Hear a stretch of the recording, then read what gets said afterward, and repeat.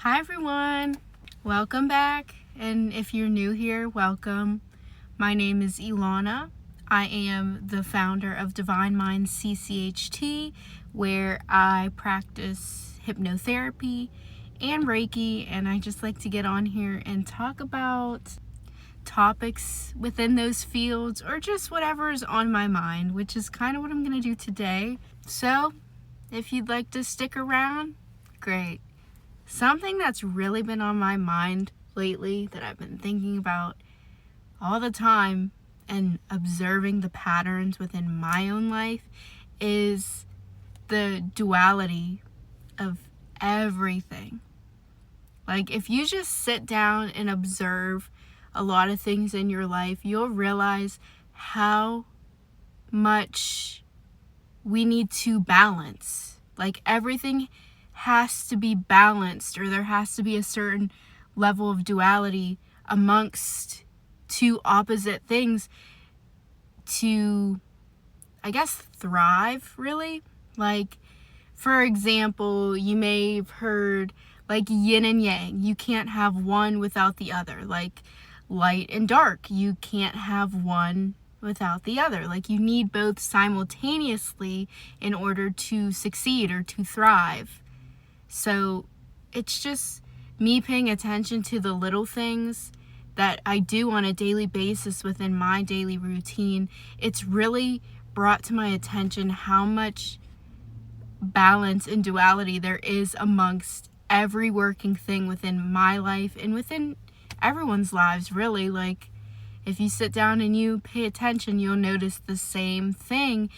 And what happens whenever we're living outside of this balance or duality, you'll notice either excess or lack, and you'll feel it. So I guess I've just been trying to pay more attention to that, because there are times where, especially, I'm feeling that lack mindset, and usually it happens because I'm doing an excess of one thing and I'm lacking the other. I'm out of balance.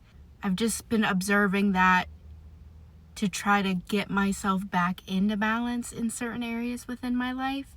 And I thought, why not get on here and talk about it, just in case, maybe someone else has thought the same thing, or maybe you've never even thought about it and now it's in your mind.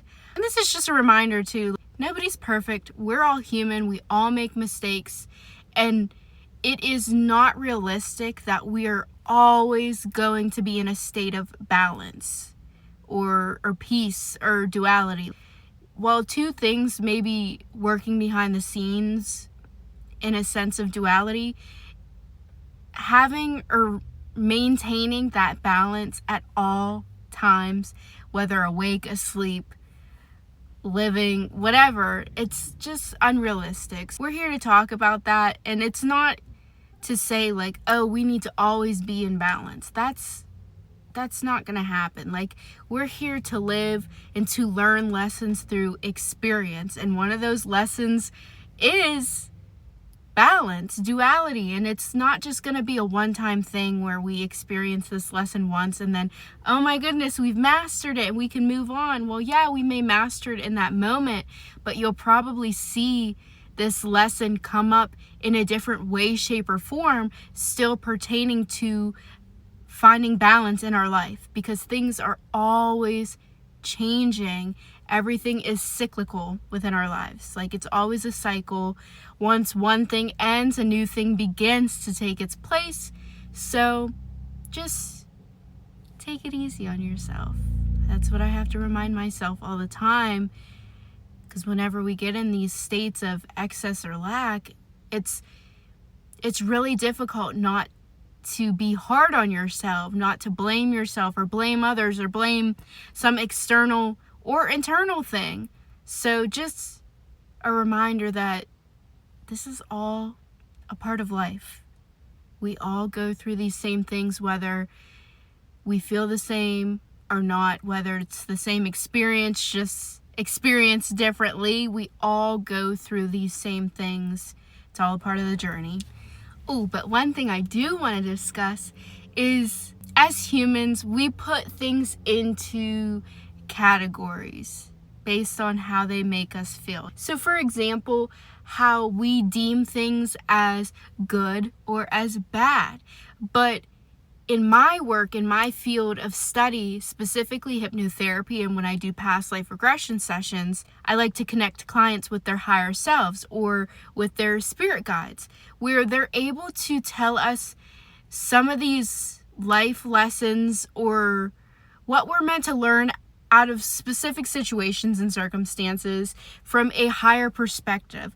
It's almost like an enlightened perspective that we get momentarily from, this guide, this source, to help us here on earth and living our lives. Because when we're in the mix of things, it is so hard to realize the point of something, the lesson that we're meant to learn, until afterwards. We have like an epiphany, and then finally we understand, and that understanding doesn't even always stay with us. Well, anyways, back to good and bad. I am basically retraining my mind, my belief system, retraining my mind to not look at things or deem things as good or bad. Because if you really think about it, that is something that us as humans have made up. So there's not really such thing as good or bad. There's just, it is. Like, that is just what it is, basically, whether we like it or not. And that's really where good and bad stems from. If we don't like something, we're gonna consider it to be bad. If we like something, like, this is good for us. There are things that just are. They are what they are, no matter what we try to deem them. And that's not taking away from traumatic experiences or horrific events or anything like that. Because of course we're still human. We're still going to deem these things as terrible, horrific, bad. But like some of the minor things that happen on a daily basis, I've just been trying to retrain my mind to not think of them as good or bad, just as they are. It just is what it is, and I have to navigate that situation regardless of how I feel. That's just how I'm trying to retrain my mind. Well, anyways, if we're still looking at things as good or bad, or just finding the duality in that sense, you really realize, like, we can't have one without the other. This is just my observation. Despite a situation being bad, in order to overcome this situation, we have to find or make good of what we have, what we've been dealt. And the same thing with good. I mean, it's in a different sense, but the same thing. We have a good experience or a good situation, but there's still maybe something that's not exactly right that we would deem as bad or just not right or wrong. Same thing. I've been retraining my mind not to look at things like, this is good or this is right or this is bad and this is wrong. But if we are looking at that sense, you really realize, like, you cannot have one without the other. It's crazy.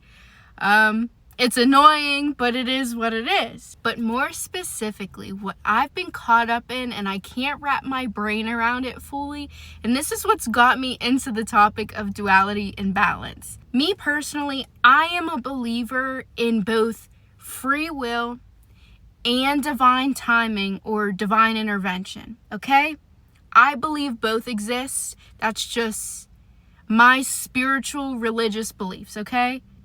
But when you look at both, I cannot seem to wrap my brain around the balance between the two and applying it to my own life. I believe in both, but I'm like, where do we draw the line with both?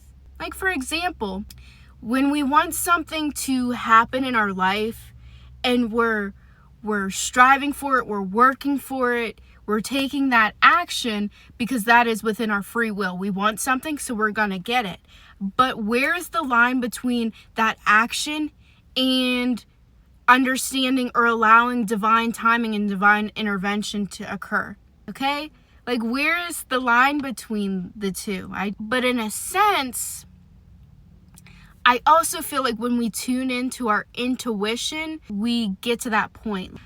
For me personally, I feel like I have been brought to a place where I have to constantly surrender. And it is so frustrating because I'm striving for things that I want and I want them now. So I'm being taught patience when I'm overusing my free will. I'm being taught patience where I have to surrender to what is and allow timing to work itself out so everything can align, right? After you get to that point where you're forced to surrender, like it's a forceful thing. It's not the first thought, it's not the first choice, but it's the forced choice. I feel like that's when our intuition spikes up where it's like, oh, okay, yeah, I have to fall back. And I have to go back into balance because maybe I have been doing an excess of free will and action where I need to let divine timing and divine intervention do its thing now. I've been overriding it, and now it's time to take a step back. So I guess I may have just answered my own question in finding balance and duality between the two, free will and divine timing or intervention. But it's just so frustrating in the process of trying to figure it out depending on what circumstances or where we're at in our life currently. It can just be so frustrating when we're forced into a state of surrender. But it is all with great purpose. When you take a step back, or when you're at the end of whatever you are going through and you realize like, oh, I really needed to let this go to allow timing, to allow things to align that weren't within my physical control. In a sense, it really is a test of patience and a test to our sense of control, because we really don't have control over anything externally. We can only control ourselves, our reaction, our response, our actions, but anything outside of ourselves is outside of our controls. And another thing, it can be so difficult too to surrender, to release control whenever we're seeing other people have what we want and we know that we have free will to also get there, to do that, to achieve that thing. It's just not happening instant. It's not instant gratification, or we're running into obstacles and it's like, well, they have it, why can't I? That's a test of patience and control as well. But eventually I feel like things usually work themselves out where that divine intervention and timing come into play. But just finding the duality and the balance between the two, that's been the major theme for me in my life as to why this video has come about where I'm talking about duality. Okay? But just a few more examples of things that I've been observing lately where I see the duality and the balance come into play, or where it needs to come into play. Work and relaxation. Sometimes we're excessively working and we're not relaxing enough, and we run into illness, burnout, fatigue, and we realize, wow, I'm way out of balance. I need to take a step back. Another example, taking action and not taking enough action. I don't want to say laziness, because that's not always the case, but just finding that balance between being like sedimentary and then taking action. Sometimes we're not doing enough, or we're not doing the right things, and it starts to show up in ways that we're not understanding in the moment. And then we finally realize, oh, I need to change my course of action, or I need to be taking action now. So finding balance between the two. Everything has its duality. And this leads me into another topic of duality and balance. Now this comes up a lot in my work as well. Back to free will, because it can be used differently. Like, it doesn't have to just be the duality between free will and divine intervention. But I guess maybe this could be a different form of divine intervention. During hypnotherapy, during my past life regression sessions with clients, sometimes the client's higher self or their spirit team will talk about soul contracts, or like soulmate relationships, karmic relationships, things of that sort.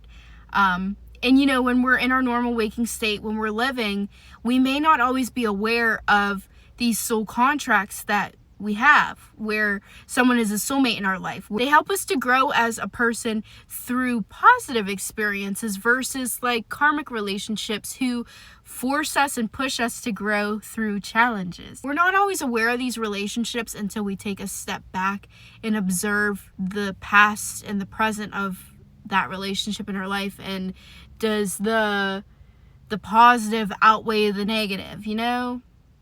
So it's taking a look at the circumstances and the experiences you've been put in with that relationship, to actually see if, you know, if this is a soul contract and why it's around in our life. And that's something we can also uncover during these past life regression sessions. That's one of my favorite parts. It's really interesting to see and to help clients finally acknowledge the relationships that they're experiencing in their current life. Well, anyways, I've been trying to also figure out the duality between free will and these soul contract relationships specifically. And these soul contracts, whether that's a relationship, an experience that we planned before incarnating into this lifetime. When I first got into the field of hypnotherapy, and I was doing a lot of reading and researching specifically for past life regression. That is my specialty. That is my area that I love within the hypnotic field, okay? So when I first got into the field, when I learned about soul contracts, I thought it was a strict thing. Like, I guess I didn't fully understand what a soul contract is and could be, because even now, I don't fully understand a soul contract. I don't think anyone does. I don't think we're meant to. Unless we're connecting with our higher selves, our spirit team, unless we are within embodying our authentic soul self, okay? Well, anyways, I thought soul contracts were strict to the point where we were planning out to the T our life and what we are meant to experience, what we're meant to go through. Like everything, the divine has a plan for us. And you may hear people say that a lot. Through time, through experience, I've now realized I don't think that's the point. That's not really what soul contracts are. A soul contract, we are planning out major, like that's the way I see it now. We're planning out major aspects within our life, whether that is a relationship, soulmate, karmic, twin flame that we're meant to experience, and we come into each other's lives to learn certain lessons, whether that is a major injury that we go through at some point in our life that teaches us a major lesson, whether that is our field of study, us going to school, going to college, studying a specific topic, the job we end up in. Like, I feel like we plan out major events. That's, to me, how I view a soul contract now. It's not planning out the little things every day, like our whole life is already set. And this brings me into the duality between free will and soul contracts, because now that I know about both free will and soul contracts, I've figured out that there's duality between the two, because despite us having these soul contracts and these soul plans before incarnation, I've learned that we have free will, so our soul contracts are not always gonna be fulfilled. We may have created this plan ahead of time, but as we're living, using our free will, acting in different ways, we may steer away from that plan. So, like, for example, if before incarnating we plan to meet up with a soulmate in this lifetime, maybe that soulmate during this lifetime no longer aligns with you. Maybe they're choosing actions that do not align with the soul contract. So Spirit's like, okay, get rid of them. They're not aligned with you, so we're breaking that contract, and we're not gonna fulfill this relationship like originally planned. Or, like I was saying, a job, a career, going to work. Maybe we did it for a little bit, but then we chose something else because we have free will to decide. So I've observed through my work and through life that there is duality between the two, and it just like everything else, I don't understand the balance. Where's the balance? But like I said, we're not necessarily meant to. But I just thought that was so interesting. That was like a major epiphany for me as I continued in the field of hypnotherapy and working through past life regression sessions with clients, because I originally had a set thought on what I thought soul contracts and soul plans were, but now as I've progressed in this field, I understand even better that nothing is set in stone. We have free will, and there's a balance between those contracts and our free will to decide what we want to do, what we want to fulfill. Now, that doesn't go to say we can break every single soul contract.